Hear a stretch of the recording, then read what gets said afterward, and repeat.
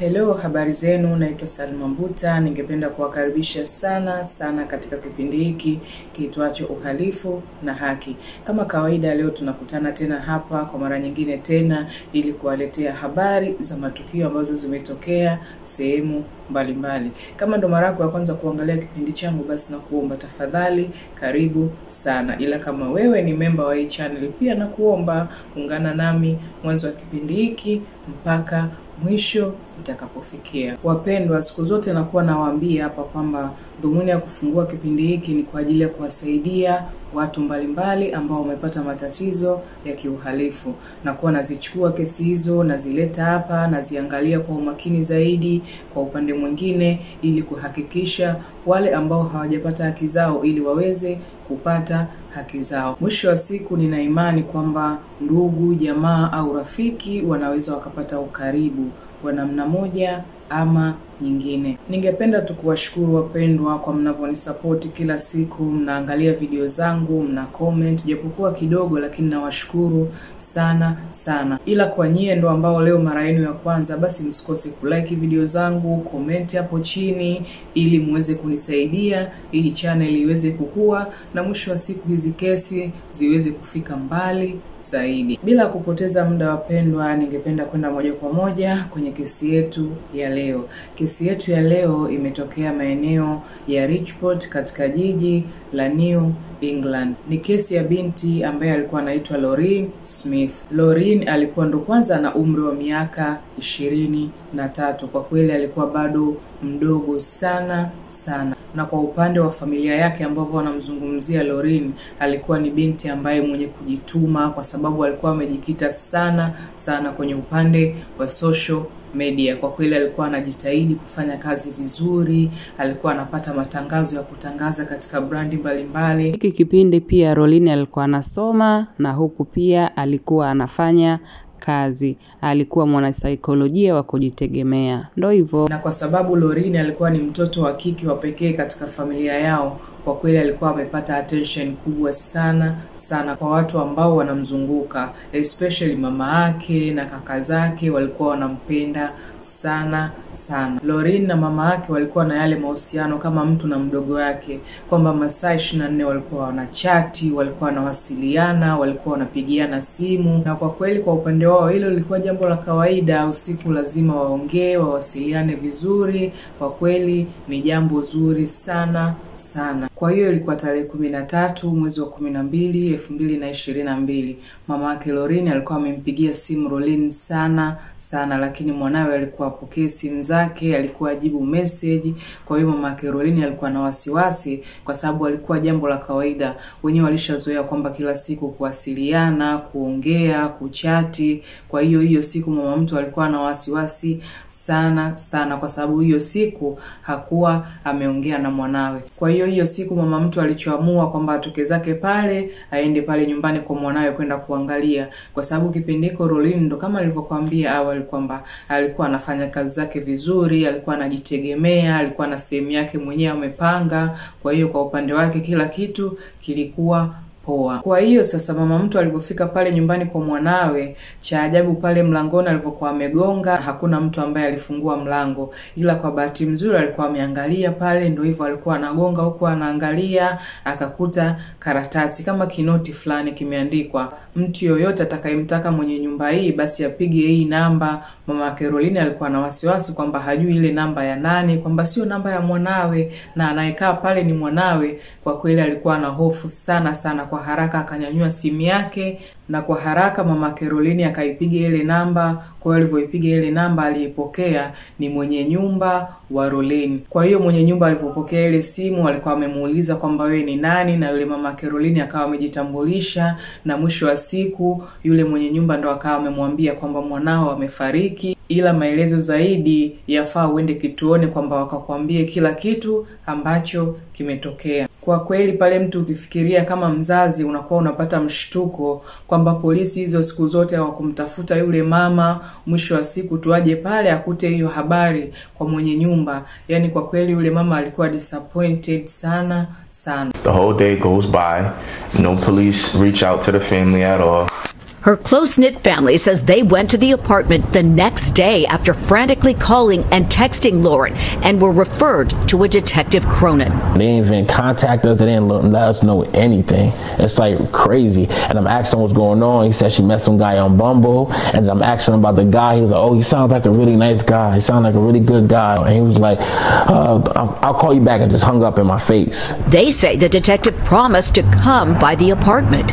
Never showed up. The family says the relationship with police devolved from there. No contact from December 13th until December 29th. They returned to the apartment to clear out Lauren's belongings. Na ndo hivyo hakuwa na budi, alichoamua akatoka zake pale, akaenda kule polisi ambako alikuwa ameelekezwa kwamba kuna hiki na hiki. Kwa hiyo mama Caroline alipofika pale polisi, ndo hivyo habari akaambiwa kweli mwanawe amefariki. Na ndo hivyo mzazi kama mzazi lazima uulize kwamba chanzo cha mwanawe kufariki ni nini. Polisi walichomwambia yule mama kwamba polisi walikuwa wamepigiwa simu kwamba kuna tukio limetokea kwenye nyumba ya Caroline. Na polisi walipofika pale ndo hivyo wakamkuta mkaka yuko pale. Wakaambiwa kwamba Caroline alikuwa na boyfriend wake. Na huyo boyfriend kwa kweli familia ilikuwa haimtambui kwa sababu ndo kwanza walikuwa wana siku 3 katika mahusiano. Kwa hiyo ndo hivyo yule boyfriend maelezo yake kwamba yeye na Caroline walikuwa wamekutana hiyo siku, walikuwa wamekaa usiku, wameangalia movie na mwisho wa siku wakawa wamekula chakula, ila walikuwa wamekunywa pombe sana sana. Na ndo hivyo wakaingia kulala. Kwa hiyo walivyoingia ile kulala, yule boyfriend usiku alipokuwa ameamka alikuwa anamsikia Caroline anakoroma sana sana. Mwisho wa siku ile kaka akainuka, akaenda zake toi, akarudi, akaendelea kulala. Na kwa kweli kwa sababu wote walikuwa wamelewa, ndo hivyo alikuwa anajua labda jambo la kawaida, na ndo hivyo alikuwa amelala mpaka asubuhi. Lakini cha ajabu ile asubuhi alivyoamka akamkuta Caroline kwamba amelala na anatoka damu puani na amefariki tayari. Kwa hiyo ndo hivyo yule kaka pale alikuwa ameogopa sana sana. Alichoamua akawapigia simu polisi, wakaja pale, ndo hivyo akawaelezea kwamba story mwanzo ilivyokuwa mpaka mwisho. Kwa hiyo ndo hivyo polisi wakautoa pale ule mwili wakaupeleka hospitali kwa ajili ya vipimo. Lakini mwisho wa siku kwamba polisi walikuwa wamesema majibu ya daktari kwamba yule dada amefariki kwa sababu alikuwa amekunywa pombe za aina tofauti tofauti. We have an update to a story that we told you about yesterday. A young woman in Bridgeport, Connecticut, who died last month under very suspicious circumstances. Lauren Smith Fields was found in her apartment by the man she had had a date with the night before. Her family accuses police of mishandling this investigation. Newly released autopsy results conclude that her death was, quote, an accident. Elise Preston is here with more on the story. You're back again from yesterday, Elise. It's very troubling. The more we hear, the worse it seems to get. It's very concerning. Good morning, Gail. Preliminary results from the state paint the first real picture of how Smith Fields died. The medical examiner found Smith Fields died of acute intoxication from a combination of drugs and alcohol. The results showed fentanyl in her system, along with 2 other drugs. The autopsy says the combination of those substances with alcohol led to what it calls an accidental death. In a video statement last night, the family attorney said they believe there was foul play. Someone introduced those drugs to her system, and it wasn't her. And we want answers right now. Now, the attorney did not explain how the family knows she did not take the drugs herself. The man hasn't been charged and is not considered a suspect, so we are not naming him. According to the police incident report, Smith Fields' date told police the two spent the night drinking, eating, and watching a movie. At one point, he said she went outside to meet someone and later fell ill, but the two continued drinking. Smith Fields allegedly fell asleep, and hours later, around 6:30 in the morning, the date says he woke up next to Smith Fields, not breathing, and called 911. The full autopsy results will not be made public, but the family can request it. Smith Fields' family is also still waiting on its own private autopsy results, which are expected within the month. Yani kwa kweli mama Caroline alivyoambiwa hiyo sababu ya mwanawe kufariki hakuamini kabisa kabisa. Yani unajua mtu mwanao umekaa naye miaka hiyo yote na hakuna siku hata moja unamuona mwanao kwamba analewa mpaka ile anapindukia. Yani hilo jambo kwa mwanawe halikuwa la kweli. Kwa hiyo ndo hivyo, na mama mtu alikuwa amepambana sana sana kwa ajili ya mwanawe. They wanted us to forget about our daughter, their sister, our loved one. They thought they was gonna just throw her away like she was Garbage.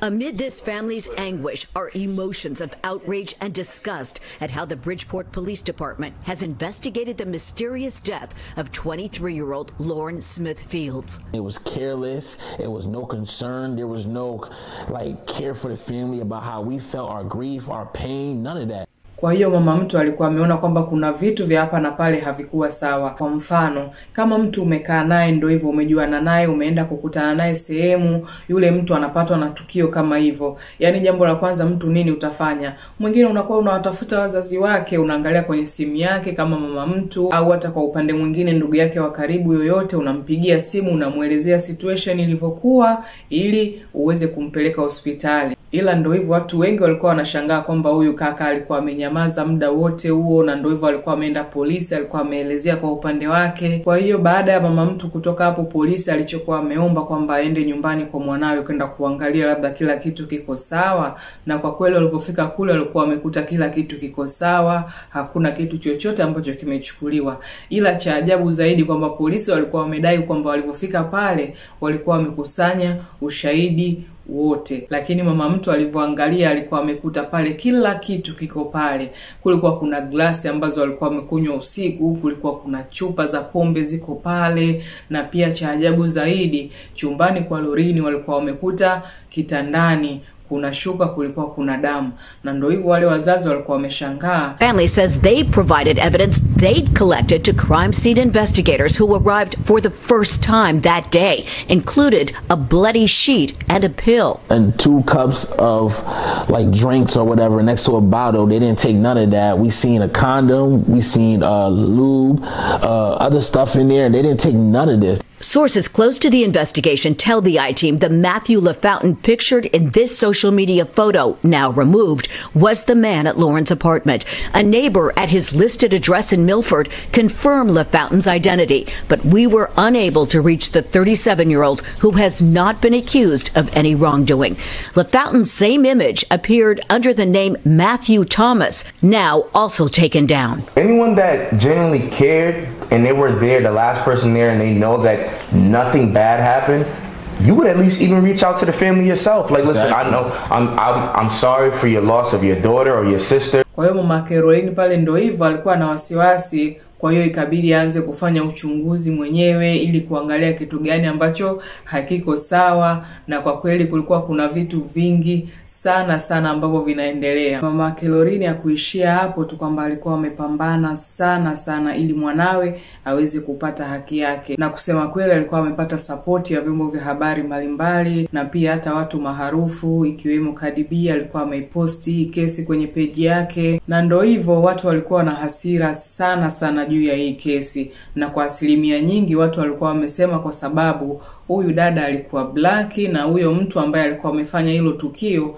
alikuwa mtu mweupe. Kwa hiyo walikuwa wanaona kwamba kuna mambo ya ubaguzi wa rangi ambayo yanaendelea chini ya pazia, lakini ndio hivyo mwisho wa siku kwamba huyu mama alikuwa amepambana sana ili mwanawe aweze kupata haki yake. Na huyu mama alikuwa na uhakika kwamba alikuwa amewasikiliza polisi vizuri tu, yani kuna vitu ambavyo alikuwa ameambiwa na polisi, na ndio hivyo alikuwa anaandika kila kitu ambacho ameambiwa. Na mwisho wa siku alivyoenda kule nyumbani, vitu ambavyo alikuwa amevikuta tofauti, na ndio hivyo. Kwa hiyo hapo ukiangalia vitu ambavyo alikuwa anavizungumza vilikuwa vina ushahidi. Na pia kulikuwa kuna ruma kwamba yule kaka kuna baadhi ya polisi ambao walikuwa wanafahamiana nao. Kwa hiyo ndio hivyo hapo ukiangalia kwamba polisi walikuwa wamefunika vitu vingi sana. Na pia kuna sentence moja ambayo walikuwa wameisema polisi kwamba yule dada na yule kaka walivyokutana hiyo siku walikuwa wamekunywa vizuri, walikuwa wameangalia movie vizuri, ila yule dada ndio hivyo walikuwa wamelewa sana. Kwa hiyo hawakuweza kufanya chochote. Lakini mama mtu hiyo siku baada ya kwenda kuangalia pale vitu vya mwanawe, kuangalia kama kila kitu kiko sawa, wakakuta kuna condom pale zipo, na ndio hivyo yule mama mtu alikuwa yuko na hasira sana. Na hapo ukiangalia ndo polisi walikuwa wamesema hivi, na pale ushahidi unaonekana huko vingine. Kwa kweli polisi walikuwa kama wamemiss up, kuna vitu vya hapa na pale walikuwa wanaficha. Na baada ya hapo wale polisi wa mwanzo walikuwa wameanza kuifuatilia ile kesi, wakatolewa, na ndio hivyo watu wengi walikuwa wanawashambulia.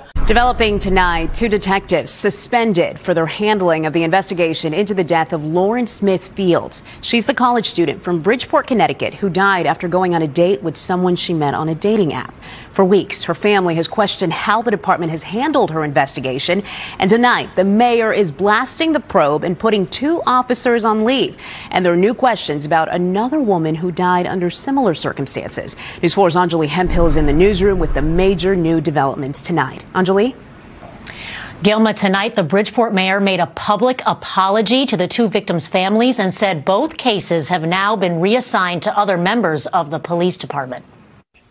And I want you to know that I am extremely disappointed with the leadership of the Bridgeport Police Department and have found the actions taken up to this point with regards to these 2 investigations unacceptable. Scathing remarks Sunday night from Bridgeport Mayor Joe Ganim regarding his police department's handling of 2 women's mysterious deaths on the same day in the same neighborhood. After viewing these matters even more closely, and in the absence of the police chief, I've directed the deputy chief, Chief Maraha, to immediately put on administrative leave the 2 officers who are the subject of the Bridgeport Police Internal Affairs investigation. Na ndo watu wengi walikuwa wamehisi hapa kuna mambo ya ubaguzi wa rangi, kwa sababu hapo ukiangalia kama ndo ingekuwa mtu mweusi amefanya hilo tukio, kwa kweli wangekuwa wameruka sharp sana sana. Ila ndo hivyo, kwa sababu mtu mweupe amefanya hilo tukio, kwa kweli kwa upande wa polisi zile actions zilikuwa ziko slow sana sana. Okay wapendwa, hapo ndo mwisho wa video yangu ya leo. Natumai utakuwa umejifunza sana sana. Ningependa kukusihi tu kwamba uhalifu haufai. Pia kama kuna kesi unaijua imetokea sehemu yoyote ile, na kuomba niandikie comment hapo chini ili niweze kuifuatilia hiyo kesi, na mwisho wa siku ili niweze kuja kuwapa hapa habari iliyokamilika. Usikose kulike video zangu, share video zangu. Pia kama bado hujasubscribe, basi na kuomba subscribe hapo chini ili uweze kunisaidia hii channel iweze kukua. Okay guys, asanteni sana na kwaherini. Tutaonana tena kwenye video yangu ijayo. Bye.